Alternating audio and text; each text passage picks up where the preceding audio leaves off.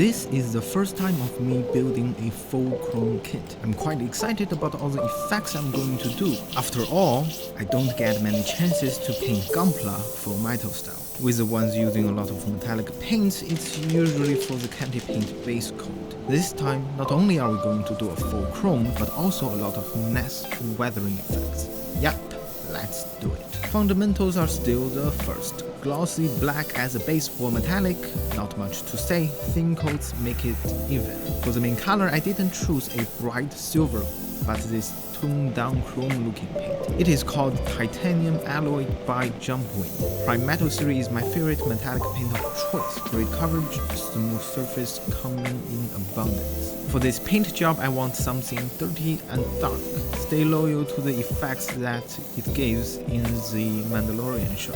So I decided to add some shadows. I chose to use clear flat mixed with black, creating this very thin flat black paint. The reason I chose flat is, well, shadows don't reflect, don't they? So it made more sense. And mixing it with a lot of clear color gives you more control over the intensity of the shadows. Spray it over the edges and crevices, spend more time on the parts where light cannot shine easily, and you will get a very smooth shadow. Then the tragedy strikes. That flat black I sprayed not only went into shadows, the spillout covered up almost the whole body, made the razor crust very foggy and not reflective anymore. I just now realized using flat colors to do post shading on a metallic build, well, not the smartest idea. Even though I didn't directly spray over the whole ship, the paint bounces off the crevices and stuck onto other pieces.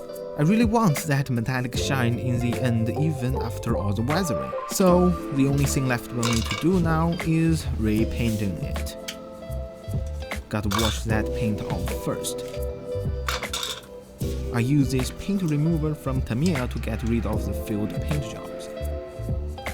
This thing can be used for multiple times, and as you can see, the remover in there has been used for many times. Yep, mistakes, many mistakes were made. Disassemble the parts and wash it using ultrasonic washer for 2 or 3 times. As soon as it finishes, you need to get the parts out and use some paper towel to wipe it clean immediately. You will need quite some paper towel to do that. This thing is hard to get rid of. The reason why you need to do this quick is because, well, this liquid is quite erosive for any type of plastic. It reacts very slowly with the plastic, but still, if you left your parts for there too long, it will melt. After soaking up the paper, you can leave the parts somewhere with good ventilation and wait for it to dry. This fluid needs quite some time to dry, a full day or 2. In my case, I used a foot dryer to speed up the process. After drying up all the parts, we can see that in the areas where the paint remover wasn't fully wiped out, the plastic melted a bit, and that's exactly why you need to do this carefully and quickly. This stuff is not good. The post-shading isn't working, so we will try something else, pre-shading. The same glossy black, but this time when we spray metallic, we only concentrate in the middle of each areas. Leave the edges and the crevices with that black. Now this time, it finally worked. For the thrusters, we will do a dull gold color. Masked it out and painted some blue gradient. I first just paint clear blue straight up on there and find it becoming green. Well, of course, blue mixing with yellow is green. Why am I making such a noob mistake? I grabbed steel color and cover up the green.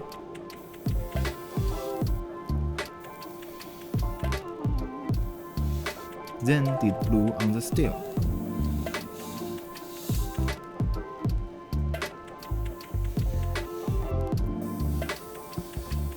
It's looking pretty good now.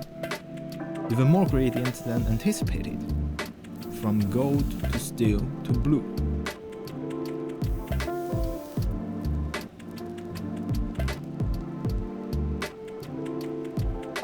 The last thing need to be done with airbrush is smoking or grease effect. I'm not sure what it is called exactly.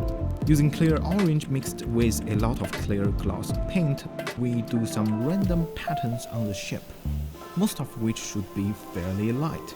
We don't want anything too striking, just a bit of color variation on the hull.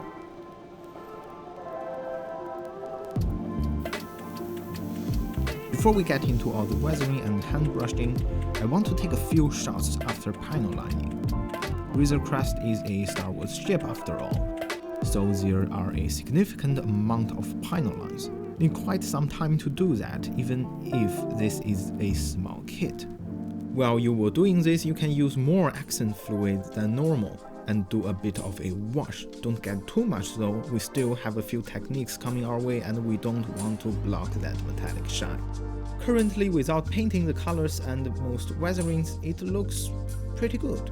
All the details on the ship is just fantastic. The Star Wars ship and fighters Bandai make are always good looking and you just don't need to worry about the fit either.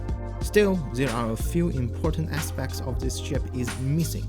For say, the stripes on the side. Crest is 90% chrome on the body with the exception of those yellow stripes on the side. They also play a major role in displaying how old and weathered this ship is. Even the stickers this kit comes with are printed in a chipped form. I don't trust my hands to do a steady straight line on a curved surface, and doing it twice on both sides trying to make them symmetrical is just, well, seems a bit impossible for me, so I decided to use masking tape to help me to brush it on. We first measure the width of each stripe, then we cut out the tape in that width. Following the shape angle on the sticker, I carefully made the stripes on there. After the pattern is finished, I add masking tape alongside the pattern. And then we can take out the tape in the middle and it's time to do brushing. I used chipping effect fluid. This is a local brand I use. I believe AK also makes something very similar to this. Just need to apply it in those areas and wait for it to dry. I don't know how long that exactly took. I waited around 2 to 3 hours. After it dried up, I mixed Vallejo gold yellow with black to create a lower saturation and a darker yellow. Since my build is pretty dark, I still think a darker yellow fits more. When brushing here, there's not much need to do it smoothly. After all, we need to chip a significant portion of this thing, and even finish is probably more fitting in this situation. However, we still need to apply multiple coats. This is yellow. Even with a good portion of black mixed in, the coverage of this paint is still horrendous. So I did 3 layers of paint. Peel off the tape, used a slightly moisturized toothbrush to rub it. Rub the stripes till you are satisfied with the result.